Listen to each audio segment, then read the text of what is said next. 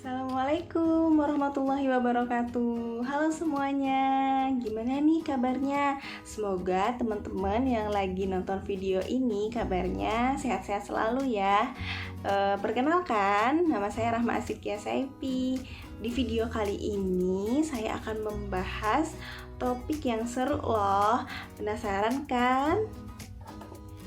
Sebelum itu teman-teman pernah gak sih ngerasa kesulitan dalam memahami pelajaran tertentu, terus ngerasa ketika guru menjelaskan teman-teman itu kurang paham apa yang dijelaskan oleh guru tersebut. Dan teman-teman juga pernah gak sih ngerasa teman-teman udah baca buku tapi teman-teman tuh gak ingat apa isi buku tersebut. Kira-kira kenapa ya? Kok ini bisa terjadi?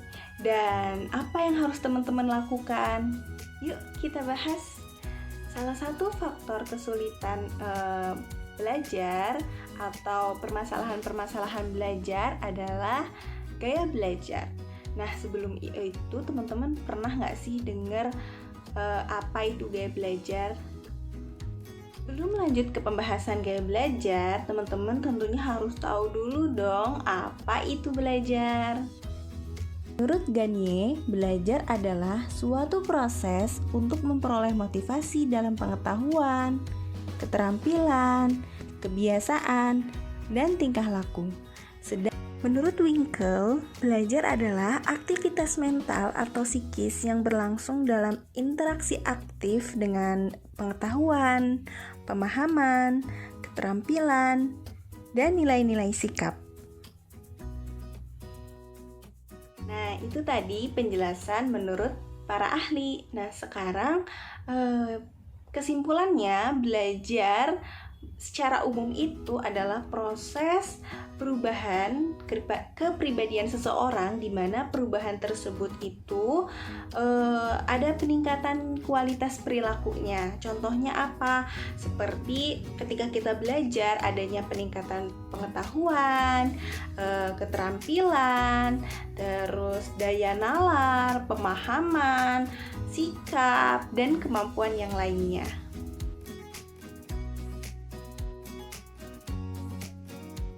Gaya belajar, menurut Deporter dan Henarki, gaya belajar adalah kombinasi bagaimana kamu menyerap, mengatur, dan mengolah informasi yang diterima. Nah, selanjutnya, apa itu gaya belajar?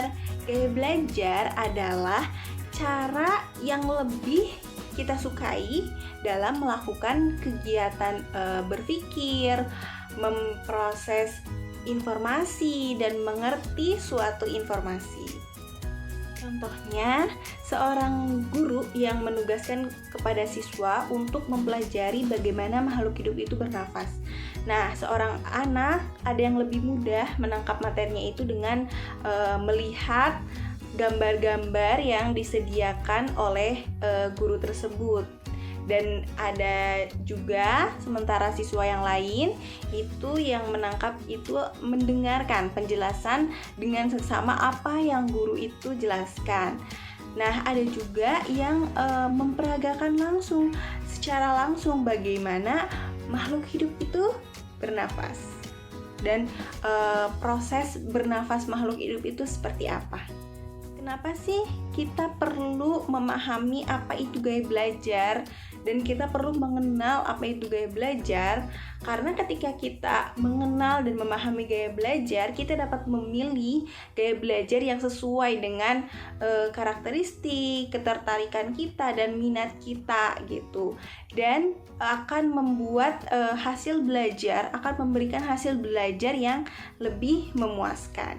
Contohnya, ketika kita belajar dengan cara yang kita sukai, kita itu akan lebih bersemangat dan tidak terpaksa gitu untuk mempelajari suatu hal tersebut.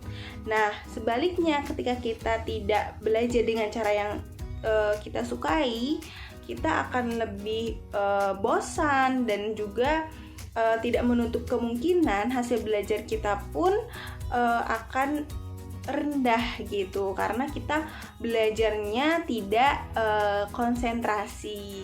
Gaya belajar memiliki 3 tipe gaya belajar. Yang pertama adalah visual. Yang kedua adalah auditory. Dan yang ketiga adalah kinestetik. Tipe gaya belajar visual adalah cara yang lebih banyak menggunakan alat penglihatan sebagai alat utama untuk menyerap informasi. Jadi, individu atau siswa dengan gaya belajar visual ini lebih senang mengikuti ilustrasi atau membaca instruksinya sendiri. Tipe gaya belajar auditory ini menggunakan alat pendengaran sebagai alat utama dalam menyerap informasi atau pesan yang diterima. Nah, individu atau siswa dengan gaya belajar auditory ini lebih senang apabila informasinya ini didengar langsung dari sang pengirim informasi. Gaya belajar kinestetik ini menekankan pada praktik langsung atau gerakan. Nah, gaya belajar kinestetik ini juga lebih senang ketika belajarnya ini tuh dibiarkan mencoba sendiri atau praktik langsung. Nah, setelah teman-teman memahami tipe gaya belajar, teman-teman juga harus memahami ciri individu atau siswa sesuai dengan tipe gaya belajarnya masing-masing. Setelah teman-teman tahu perbedaan dari setiap tipe gaya belajar, teman-teman juga perlu tahu ciri siswa atau ciri individu dengan tipe gaya belajarnya masing-masing. Ciri siswa dengan tipe gaya belajar visual. Yang pertama, anak visual itu rapi, teratur, dan teliti. Yang kedua, berbicaranya cenderung lebih cepat. Yang ketiga, biasanya tidak terganggu oleh keributan. Yang keempat, mengingat apa yang dilihat daripada yang didengar. Yang kelima, lebih suka membaca sendiri daripada dibacakan. Yang keenam, pembaca cepat dan tekun. Yang ketujuh, seringkali mengetahui apa yang harus dikatakan tetapi tidak pandai memilih kata-kata. Jadi anak visual itu tahu apa yang mau diomongin atau dibicarakan, tapi kurang pandai dalam memahami atau dalam memilih kata-kata. Yang kedelapan, anak visual ini mengingat dari apa yang dilihat. Dan yang terakhir, anak visual juga memiliki kesulitan mengingat apa yang dibicarakan daripada melihat tulisan. Yang selanjutnya, ciri siswa dengan tipe gaya belajar auditory. Yang pertama, anak auditori ini berbicara kepada diri sendiri saat melakukan sesuatu.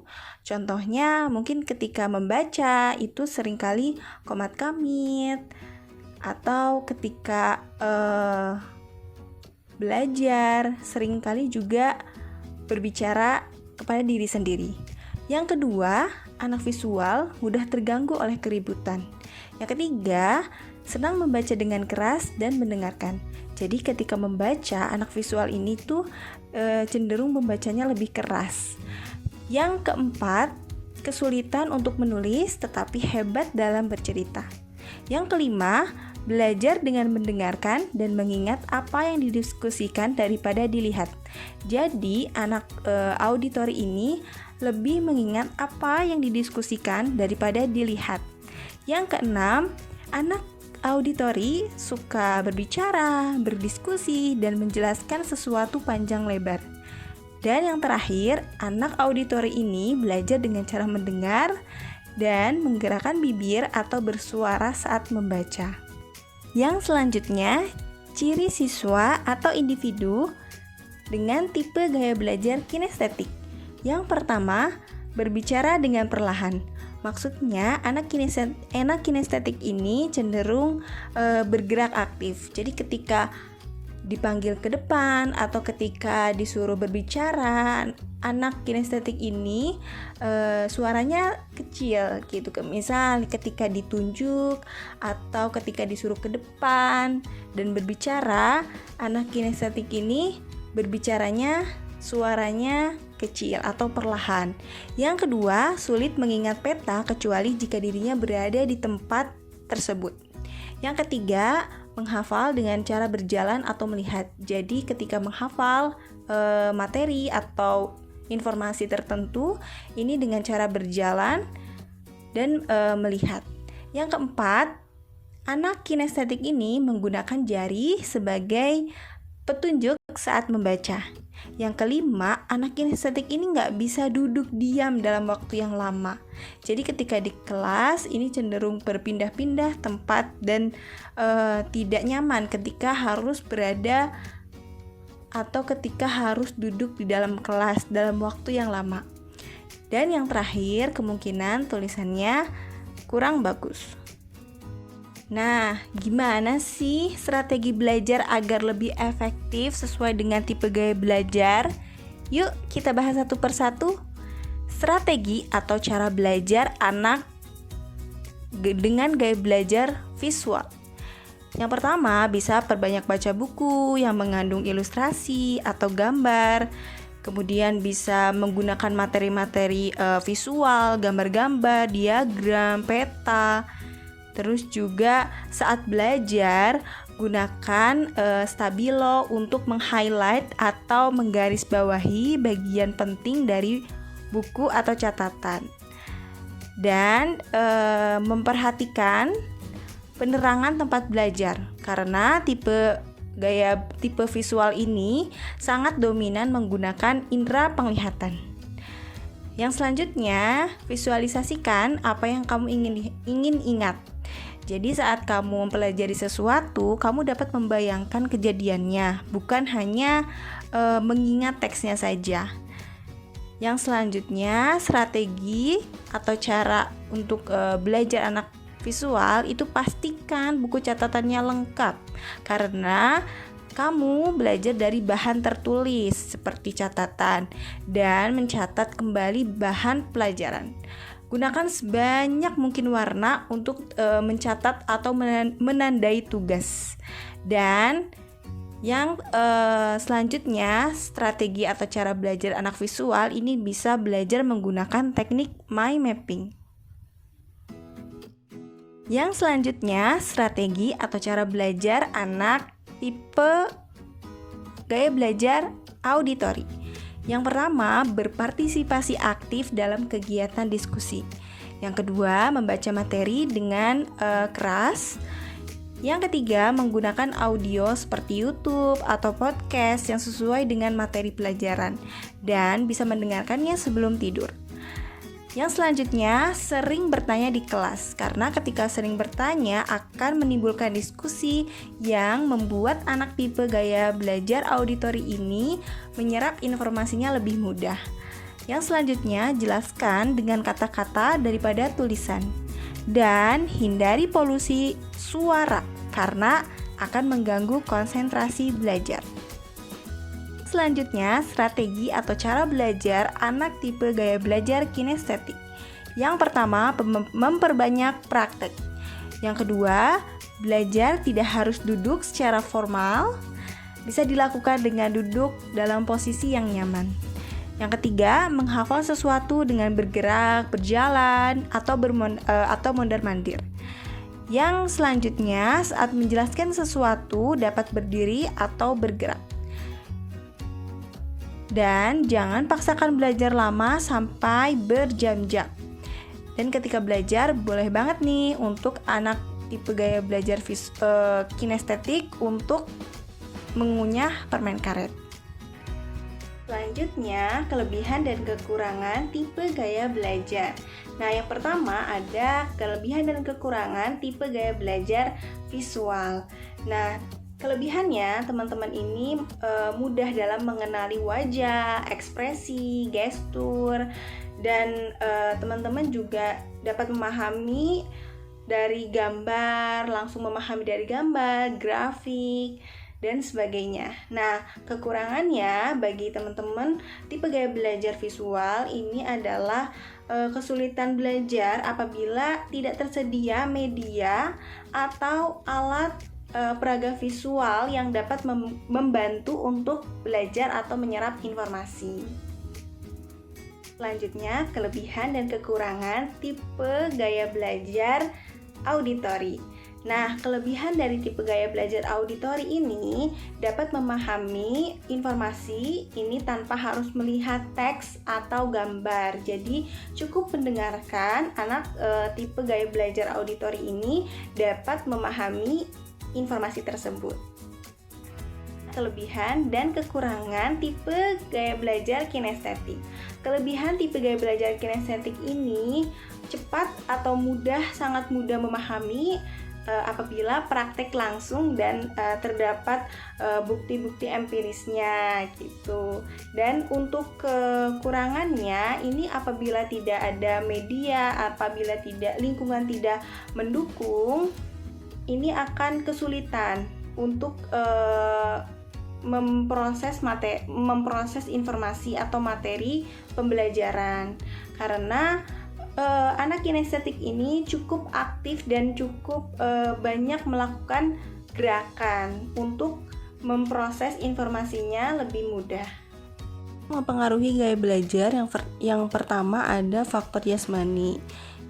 Jadi faktor jasmani ini merupakan faktor yang mempengaruhi gaya belajar. Maksudnya ketika siswa memiliki kesehatan yang baik, maka proses pembelajaran pun akan maksimal. Yang kedua ada faktor psikologis. Yang ketiga ada faktor relasi antar keluarga. Maksud relasi antar keluarga di sini adalah ketika orang tua dan siswa memiliki hubungan yang baik dan saling berkomunikasi mengenai gaya belajarnya, maka orang tua akan mendukung proses kegiatan belajar mengajarnya di sekolah maupun di rumah itu sesuai dengan tipe gaya belajarnya.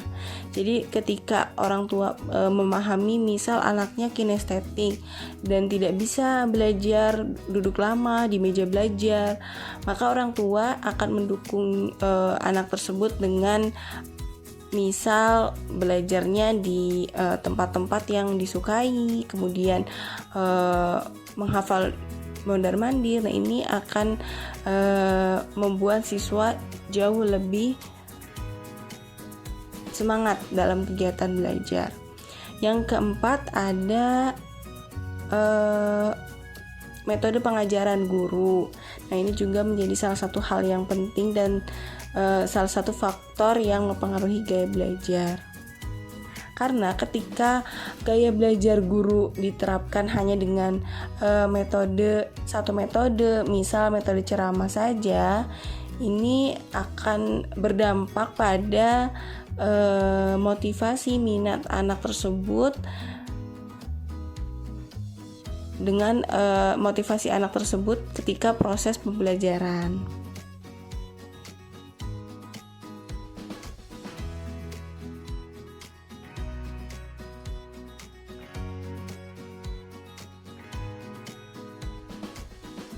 Nah, gimana teman-teman kuisnya? Semoga teman-teman bisa menjawab kuisnya dengan baik ya. Dan semoga juga teman-teman dapat memahami materi kali ini, yaitu mengenai gaya belajar. Nah, untuk selanjutnya teman-teman mengisi kuesioner yang ada di e-booklet untuk untuk membantu teman-teman mengidentifikasi gaya belajar teman-teman. Apakah gaya belajar teman-teman auditori, kinestetik, ataupun visual. Nah, nanti untuk tahunya teman-teman bisa dibimbing oleh guru BK untuk mengisi angket yang ada di e-booklet. Nah, cukup sekian ya teman-teman. Semoga teman-teman belajarnya bisa efektif, teman-teman juga bisa semangat belajarnya. Sekian, wassalamualaikum warahmatullahi wabarakatuh.